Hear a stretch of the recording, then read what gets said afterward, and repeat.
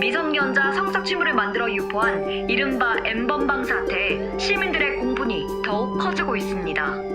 이런 가운데 성착취 영상물을 텔레그램에 유포한 이른바 박사방의 회원을 찾아내기 위해 경찰이 수사에 착수했습니다.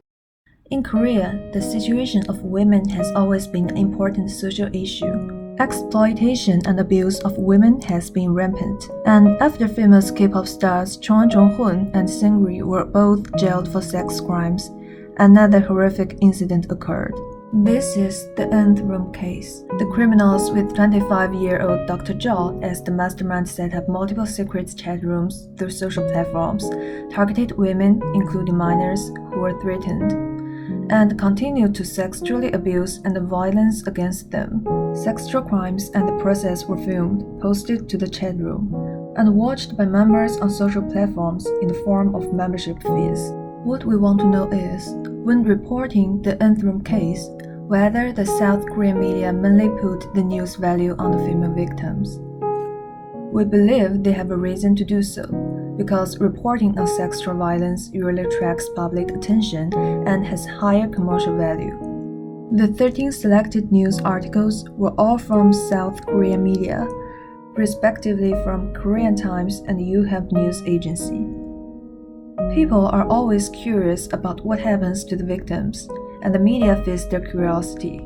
What happens to the female victims is so bluntly reported that it can cause them secondary harm. And some of the underage victims' words, such as underage girls, children, teenagers, minors, are repeatedly mentioned in the press.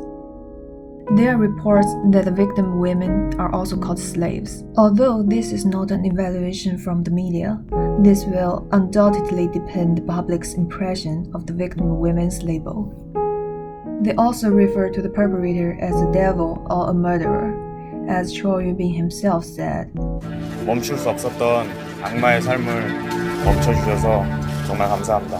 Which undoubtedly aggravates people's anger. 멈춰지 구형하라! 공범사들 처벌하라! 가해자들 감옥으로! 피해자들 일상으로! At the same time, the size of the data can also reflect the news value. Keywords related to the number of victims, such as 74 women and 16 underage girls, appeared in a total of 8 articles.